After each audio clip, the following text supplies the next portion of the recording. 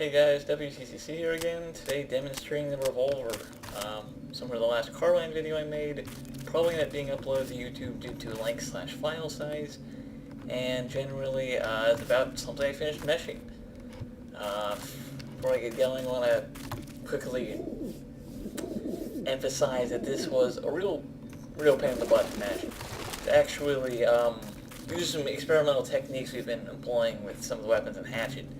This is formerly, I think, might only played around with melee weapons and used them like Glock with the reflex sight for a better reflex sight level of luminosity, while still being translucent.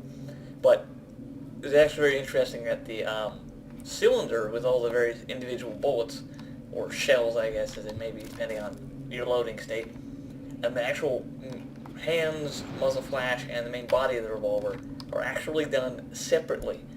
And in addition, the revolver is actually meshed in really complex animations due to the nature and how thorough I ended making the motions. So that was, it was a headache. I spent 3-4 days modeling this, and I had migraines and was swearing like nobody's business throughout. But it is actually, for revolver, it is not speed loaded, and a lot of mainstream games, or even just games in general, choose to make revolver speed loader.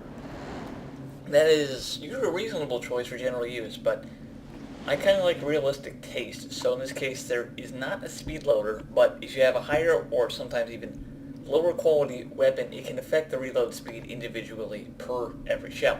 And you can interrupt the reload sequence as you wish, so that's not so bad either. But the main thing is, this is a holdout weapon and should not really be used for a more full frontal assault. And what I'm probably about to demonstrate in a couple minutes here is a terrible exception, because these are enemies that do not have the body armor system. And little known fact, NSF terrorists actually only carry about 75% health relative to most normal pawns. As a matter of fact, most of the thugs you see around are usually carrying crossbows. Actually have 100 health versus these guys, so if you ever notice that, wow, those guys seem a little tougher, it's because they are 33.33333, etc. % so. Anyways, it's quite nice. I ended up doing all the shells individually, and I've got a bunch of testing ammo I have, like incendiary armor piercing or exploding hollow points or stupid shit like that. But for the main event, mostly standard ammunition. Has a considerable amount of stopping power, and it's actually a little more accurate than some of the semi-automatic handguns, but also has considerable drawbacks in that it's actually a little heavier recoil handling. I'm surprised the recoil actually isn't heavier right now, speaking of which. And it's not bad. It's definitely worth saying that because, once again, as you can touch on this one last time, that the speed-loaded effect isn't present. This is usually a bad weapon to reload in a hurry. In fact, it's usually a pretty bad weapon in Hatchet due to the danger level it's usually present to reload at all. You usually have to switch to another weapon because these weapons have higher stopping power by nature, and short of employing various things like, you know, kind of like your damage absorption, you're generally pretty vulnerable. And yeah, I don't have time to sit there and also with your gun. I know, I heard that. That's not even a word. What am I doing? Yeah, this is good. We're demonstrating, especially versus these unarmored targets and this higher quality gun. Exploding hollow point is completely overkill. But sometimes standard is still pretty powerful. Main issue is, particularly with the body armor system, back some more on this, is a lot of the enemies may often prove themselves to be several times tougher. And this is actually because the body armor not only functions similar to enhanced health, but it can have various effects on how well certain damage types are received, such as incendiary, taser effect, hollow points, and armor piercing is actually only does anything versus heavier armor targets, but otherwise isn't bad if you're expecting to meet heavy resistance.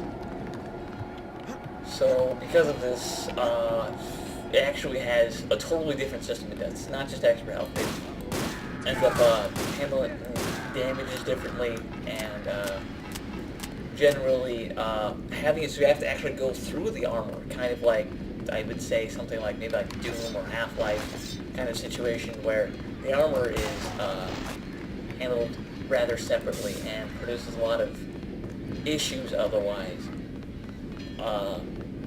Because, you know, you can't just sit there and go, hey, let's shoot this guy with a whole bunch of standard bullets. No, you're going to need something that will have your punch. You know, you might want to bring explosive armor piercing or high velocity hardened or some other crazy extravagant ammo, or maybe just, you know, really big ass gun to the fight. And yeah, apologize in advance for those who weren't informed. This is minorly not safe for work due to my insistence on actually swearing this round. But yeah. So I mean, honestly, if you go into the fight and you have hollow points or low quality or even a low caliber weapon, or should I say low damage per second weapon, because, you know, even if you have a low caliber weapon that shoots fast, it can really make a difference. And as an immediate effect, it kind of ends up being desirable to use these higher punch weapons. But even with higher punch weapons, you have a tendency not to get your magic one-shot kill sort of zone with armored targets. You know, I've had fights where I fought some outrageously armored guys, and although they were kind of really reaching towards the higher end of the theoretical system, they proved to be extraordinarily tough, and I would just sit there and have to unload like something like 8 shots on the head of explosive armor piercing ammo, you know, out of this 45. It dude still ain't going down. And yeah, so it's quite interesting. I'll finish my various curb stomping about here, I think. Yeah, that's nice. Alright, anyways, that's all for about today. Hope more people start getting into the curve of watching the various videos I upload. The last one didn't have a lot of views, I think actually, less than our number of trackers, but honestly, I'm modest. I don't care about this. If people are interested in this and they can get entertainment out of this, that's a plus. But otherwise, I'll just sit back and enjoy my Gregory House complex, as I call it, with coding. And generally enjoy making things because it's a puzzle, not because people go, oh, you're amazing or anything. No rambling. Anyways, see you guys next time.